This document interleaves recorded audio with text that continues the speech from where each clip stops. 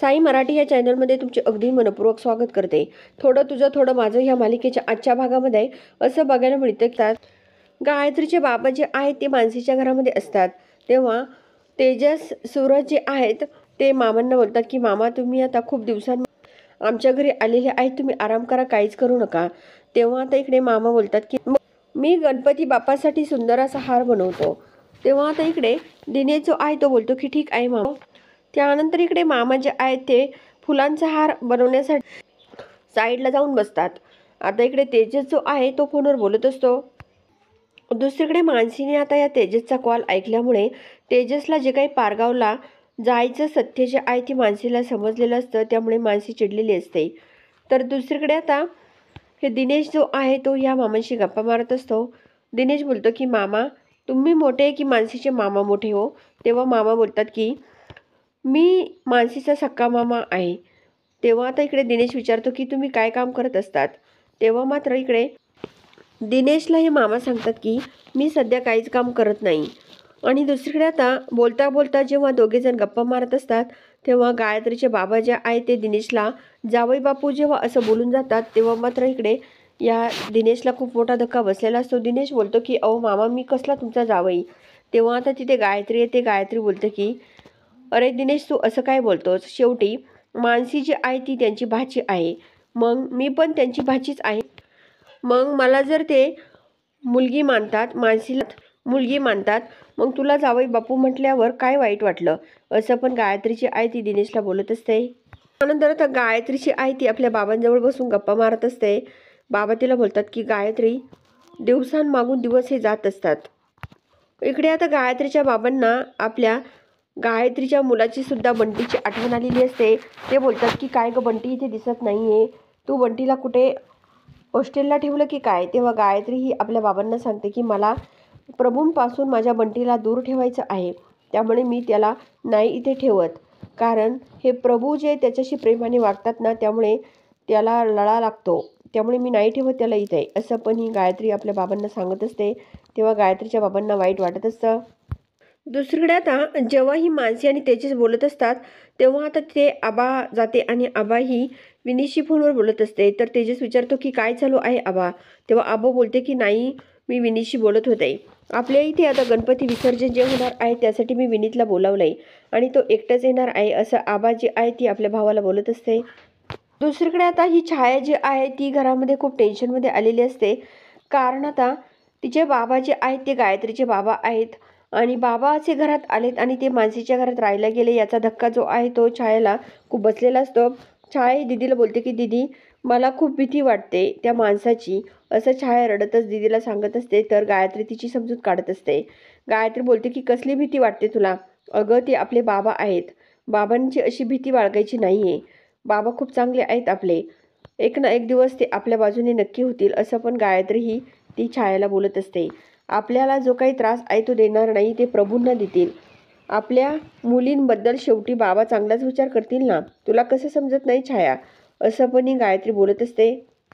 त्यानंतर आता इकडे गायत्री बोलते की आपल्याला फक्त बाबांना समोरासमोर असं बोलता येणार नाहीये, फक्त दुरूनच आपल्याला बघायचं आणि गप्प बसायचं, हेच आपल्यासमोर ध्येय आहे, असं पण गायत्री छायाला बोलत असते आणि ती छायाची समजूत काढून तिला बाबांसमोर घेऊन जात असते। दुसरीकडे प्रभूंच्या घरी आता विसर्जन होणार असतं, सर्वजण गणपतीची छान तयारी करत असतात। इकडे घरातील सर्वजण आता या गणपतीची जी काही आरती आहे ती करून गणपतीचं विसर्जन करणार असतात। सुनंदा ही घरातील सर्वांना बाहेर बोलावून घेत असते आणि सर्वजण आरतीला या असं म्हणत असते। तेव्हा आता सर्वजण बाहेर येतात। आता इकडे तात्या बोलतात की आता आलेत का सर्वजण? तेव्हा सर्वजण आलेत असं सुनंदाही बोलत असते आणि सर्वजण आरतीला सुरुवात करणार असतात। तेवढ्यामध्ये आता आबाने विनीतला जे कॉल करून बोलावलेलं असतं तेव्हा विनीत तिथे येतो। विनीत तिथे आलेली सुनंदा बघते आणि सुनंदा लगेच तात्यांना सांगते की ते बघा जावई बापू पण आलेत।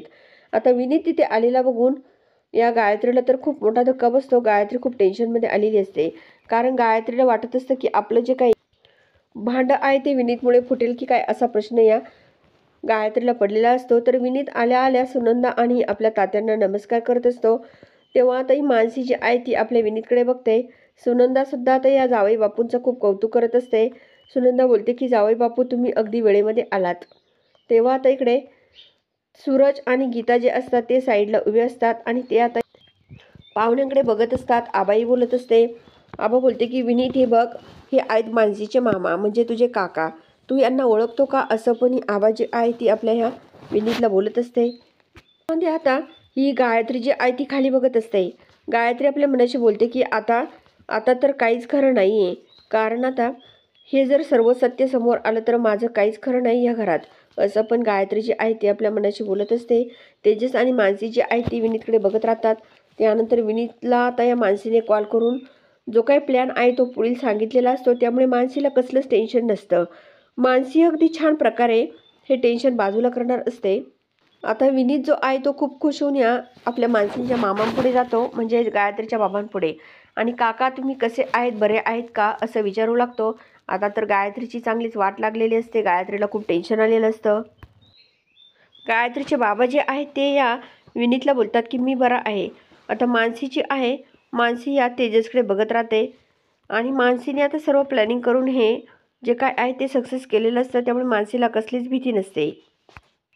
त्यानंतर आता आबा जी आहे, आबा ही विनीतला बोलते की विनीत काही जरी झालं तरी पण मला शिक्षण पूर्ण करायचं आहे. आईचा निर्णय मला मान्य नाही. कारण आता आबाचा जो निर्णय आहे तो विनीतलाही मान्य असतो, कारण विनीतलाही वाटत असतं की आबाने शिक्षण पूर्ण करावं, कारण लग्न जरी केलेलं असलं तरी शिक्षणही पूर्ण व्हायला हवे आणि आपण दोघांनी जर एकमेकाला समजून घेतलं तर काहीच होणार नाही, मी आहे तुला साथ द्यायला, असं पण विनीत आता ह्या आबाला बोलत असतो.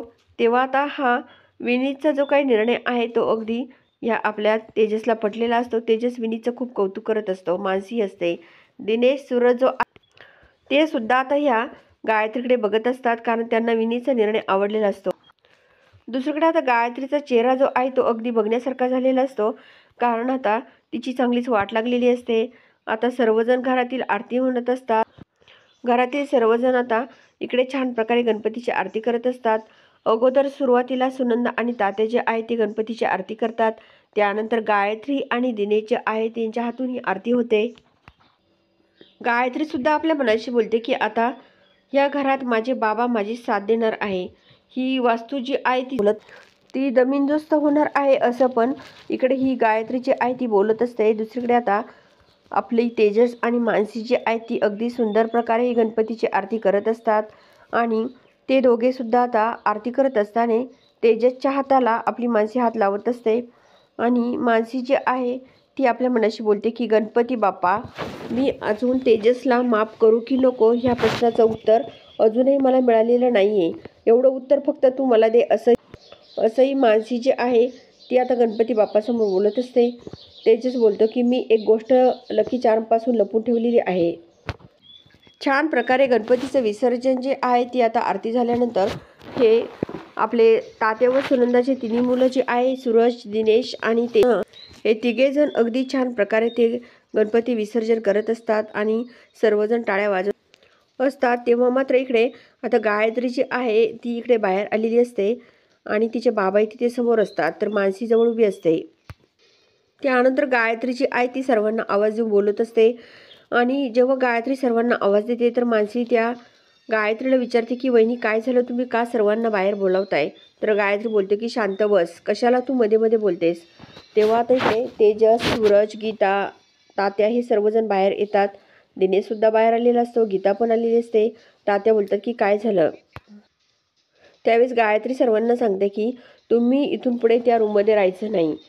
तेव्हा तात्या तर खूप चिडतात. तात्या बोलतात की अगं सुनबाई, तू असं काय करतेस, शेवटी तेजसच्या वाटणीच्या हिश्श्याची ती रूम आहे आणि तू आताही तिच्यात आम्हाला राहून देत नाही.